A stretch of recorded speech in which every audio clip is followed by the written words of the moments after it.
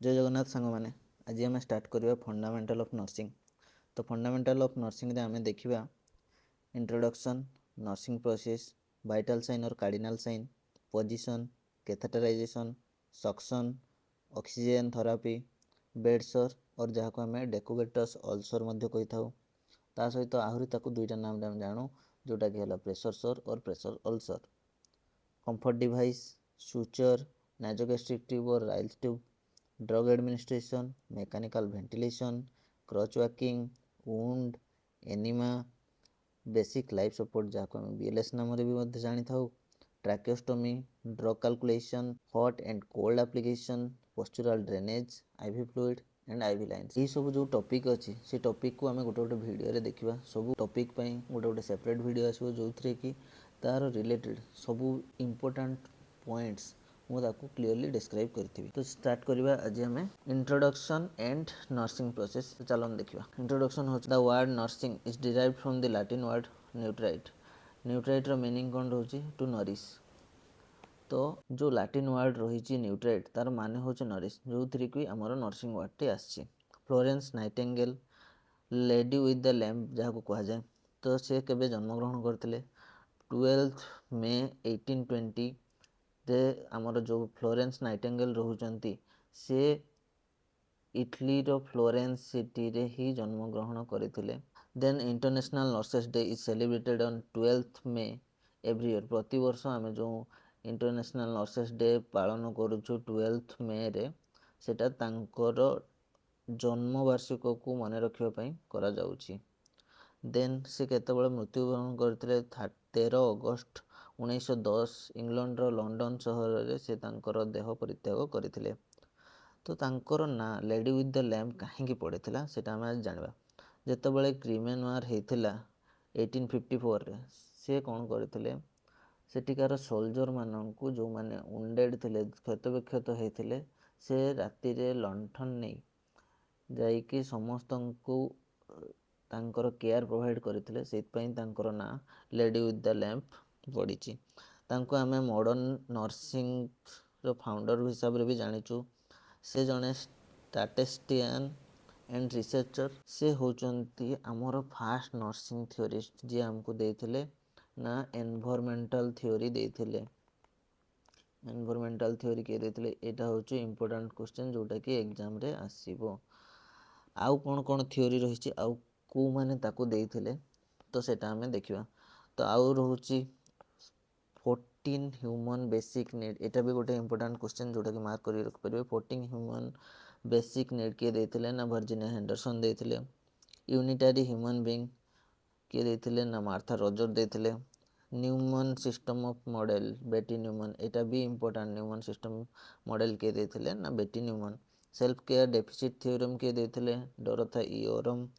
Introduction to nursing and adaptation model किए देथिले? ना सिस्टर कालिस्टिया रॉय देथिले। मेटा पैराडिज्म ऑफ नर्सिंग क्या कह जाए? एटा गोटे इंपोर्टेंट क्वेश्चन।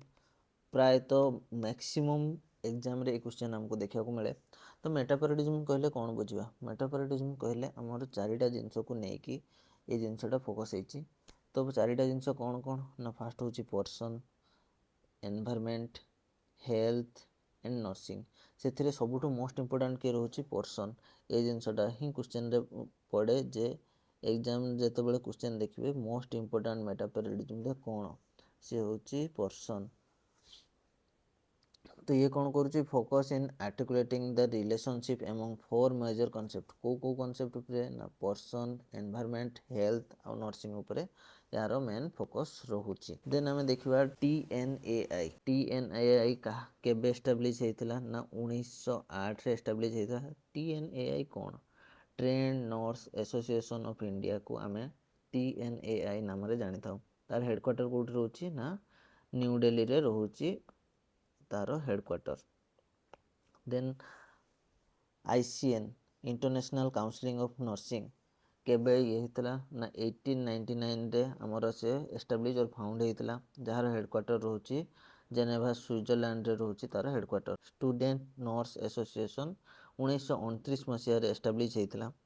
नर्सिंग काउंसिल जोटा कि आमर इंडिया रो नर्सिंग काउंसिल जहाँ को आम INC नाम रे जानूचु। आईएनसी केबे एस्टाब्लिश होइतिला आईएनसी एस्टाब्लिश होइतिला 1949 रे बट आर एक्ट केबे पास होइतिला सेटा होची 1947 ए दुईटा ये क्वेश्चन आसे जे आईएनसी एक्ट केबे पास होइतिला जदि आईएनसी एक्ट पचारिची देन आपण माने कोन करिवे ना 1947 करिवे आ जदि आईएनसी केबे एस्टाब्लिश केबे होइतिला देन एस्टाब्लिश कहले 1949 आपण जोटा ऑप्शन रे थिबे सेटा को ये करिवे दुईटा क्वेश्चन रे डिफरेंस देखिए जदि एक्ट पचारिची ताहले 1947 जदि एस्टाब्लिश पचारिची देन आमे 1949 रे ये करिवा नेक्स्ट होची नर्सिंग प्रोसेस को हमरो किए देथिले ना नर्सिंग प्रोसेस को देथिले हमरो लेडिया हॉल केबे देथिले ना 1955 रे हमरो नर्सिंग प्रोसेस रो थ्योरी देथिले देन हम देखियो NANDA north America nursing diagnosis association केबे फाउंड हेतिला 1982 रे हमरो नंदा जो रहउची नॉर्थ अमेरिकन नर्सिंग एसोसिएशन जो रहउची डायग्नोसिस एसोसिएशन यह फाउंड हेतिला तो आर नर्सिंग प्रोसेस रे कौन फेजेस रही कौन एलिमेंट्स रही कौन स्टेप रही ताको आमे देखिबा फास्ट स्टेप कौन ना असेसमेंट जेते बेले गोटे किए पेशेंट आसुची तार आमे कौन करछे ना असेसमेंट करछे को हिसाब रे करछे systemic and deliberate way to collection of data to identify the health problem गोटे लोक आसी तार हेल्थ प्रॉब्लम को आमे आइडेंटिफाई करिया पई आमे जाईकी तो कोनोसी लोक आसी पहुंचले हां बे कोन होईची कह एमती तो पचारना ना तो फास्ट केमती पचार गोटे सिस्टमिक वे जाऊे आम ग्रीट करुचे ग्रीट कलापर तार कौन प्रोब्लेम होती कौन हेल्थ प्रोब्लेम होती आम जानापी गोटे सिस्टमिक वे जाकि पचारुचे तो कौ टाइप रे आम डाटा कलेक्शन करुचे सब्जेक्टिव डाटा जहाँ सिम्पटम्स और कोवर्ट कहूचे देन आसुची data given by the patient himself और हारसेल्फ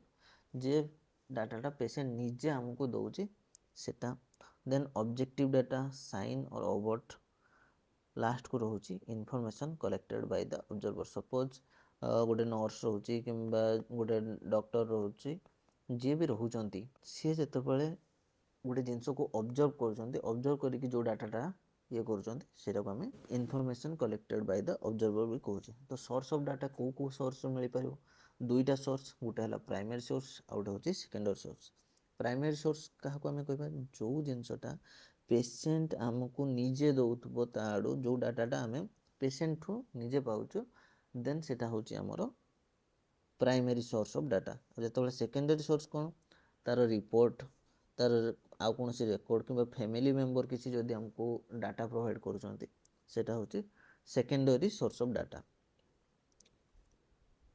टाइप ऑफ असेसमेंट कौन रोची टाइप ऑफ असेसमेंट रे हमरो तीनटा टाइप रोची initial assessment problem focus assessment आउ हूँ इमरजेंसी असेसमेंट इनिशियल असेसमेंट आम क्या कहवा जिते बड़े एग्जांपल गोटे नवा एडमिशन टाइम रे जो असेसमेंट करुचे तार हाइट बीपी वेट सब जिन को आम जो असेस करुचे तार पूरा सब डाटा को आम जो फास्ट असेस करके लिखुचे ताको आम कौन करुचे ना इनिशियली असेसमेंट कलु ए पेशेंटर देन प्रॉब्लम फोकस असेसमेंट कौन जिते बड़े गोटे पेशेंट आईसीयू रे अच्छी आईसीयू रे आम कौन करुचे ना तार आवारली पल्स मॉनिटर कले रेस्पिरेशन मॉनिटर कले इनटेक आउटपुट चार्ट मॉनिटर करुचे से आम तार प्रॉब्लम कौन गोटे प्रॉब्लम को फोकस करके तार असेसमेंट करुचे देन आसला इमरजेंसी असेसमेंट कौन सपोज गोटे पेशेंट रोड साइड रे अच्छी कि हॉस्पिटल भी अच्छी आउ सी क्रैश कर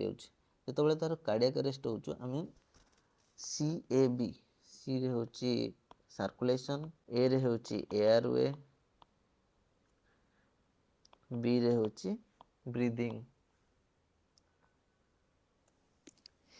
ये तीन को जो इमरजेंसी रे असेसमेंट कले ताको आम कहूँ इमरजेंसी असेसमेंट देन देखा नर्सिंग डायग्नोसिस कौन clinical judgement of a patient actual और पोटेंशियल हेल्थ प्रॉब्लम गोटे पेशेंट जहाँ भी एक्चुअल और पोटेंशियल हेल्थ प्रॉब्लम रोचे जो आम डायग्नोसिस करुचे क्लिनिकाली सेटा को आम क्लिनिकल डायग्नोसिस देखुचे तो कौन रोचे टाइप ऑफ नर्सिंग डायग्नोसिस कौन रोचे ना actual diagnosis risk diagnosis wellness diagnosis possible diagnosis तो एक्चुअल डायग्नोसिस कौन देखिए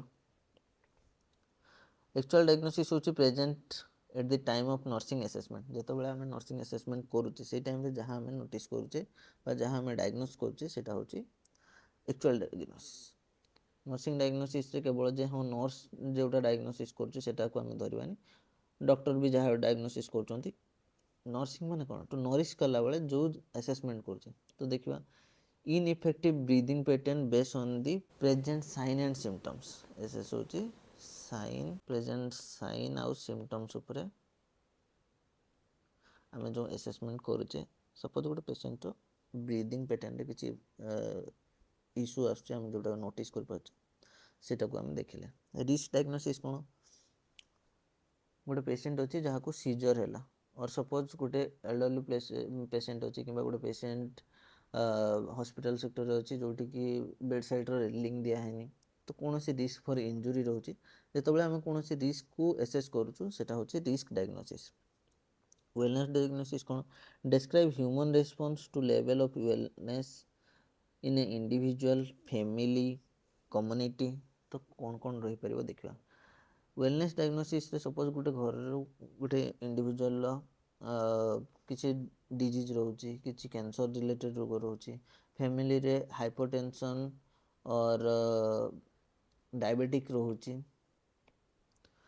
एंड कम्युनिटी रे सपोज किसी रोग रोचे किंबा कम्युनिटी रे कौन सी टोबाको सिचुएशन को धरा जाऊ कि अलग कौन सी जिनस को आम जिते ये करुचे एड्स डे कि कौन डे सेलिब्रेट करुँ से डे को लेकिन जिते आम किसी ये करुँ वेलनेस को डायग्नोसिस करुँ देन आम वेलनेस डायग्नोसिस करुँ लास्ट को आसुचे पॉसिबल डायग्नोसिस रे कौन रोचे ना गोटे एल्डरली पर्सन अच्छी कि गोटे विडो अच्छी विधवा लोक तो से कौन कर हॉस्पिटल एडमिट होती पाखे तो कि रोना तो पॉसिबल सोशल आइसोलेशन रिलेटेड किसी अननोन इटियोलॉजी रोचे जोटा कि इफेक्ट कर ठीक अच्छे थर्ड रे कौन रोचे आमर ना प्लानिंग और इंटरवेंशन प्लानिंग और इंटरवेंशन कौन जितेबाला गोटे पेशेंट आसी सारा एडमिट हो सारा तो आम ताकू केमती रोगमुक्त कर से जिनस नहीं कि आम स्ट्रेटेजी बनैबा सिलेक्टेड नर्सिंग इंटरवेंशन दिज्व सपोज गोटे पेशेंट आसी जार हाथ में पेन हो तो पेन रिलेटेड आम ताकू इंटरवेंशन देलु तो टाइप ऑफ प्लानिंग कौन फास्ट आमर काम है जिते गोटे पेशेंट आम 30 मिनिट्स भितर आम तार एडमिशन असेसमेंट और इनिशियल असेसमेंट जेटा आम कहूँ सेटा करवा देन ऑनगोइंग जहाँ भी मेडिकेशन कि प्लानिंग रोचे ताकू करा जो discharge planning eight the time of admission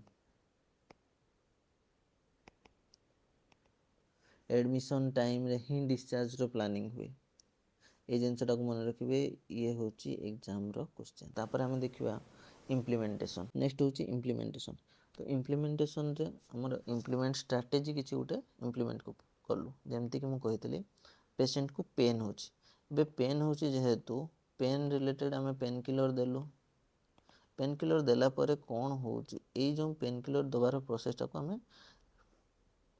fast आम असेसमेंट कलु असेसमेंट पर प्लानिंग कलु प्लानिंग कर सारा पर ताको इम्प्लीमेंट भी करार अच्छी तो इम्प्लीमेंट कर सारा पर कौन आसो जा इभाल्यूएसन पेन पाई पेन किलर देलु पेन किलर रिजल्ट कौन है पेन तार कम है पेन रिड्यूस है कि इनक्रीज है कि सेम अच्छी ये जिनसटा को आम देखू तो यहाँ हूँ एंड रिजल्ट और फाइनल डेस्टिनेशन तो नेक्स्ट हूँ भाइटल साइन और कार्डिनल साइन जोटा कि आम नेक्स्ट वीडियो देखा वीडियो को पूरा देखंतु भल भाव देखंतु नेक्स्ट सबू टॉपिक वाइज आसो जोटार कि आपण को बहुत सारा एमती डाटा अच्छी जोटा आपण मन रखी नथिबे किंबा आपण मिस हो जाइथिबो आ इम्पोर्टेंट डाटा ही सब दिखाई मेक श्योर करंतु निजे देखंतु आ निजर बंधु को भी शेयर करंतु थैंक यू।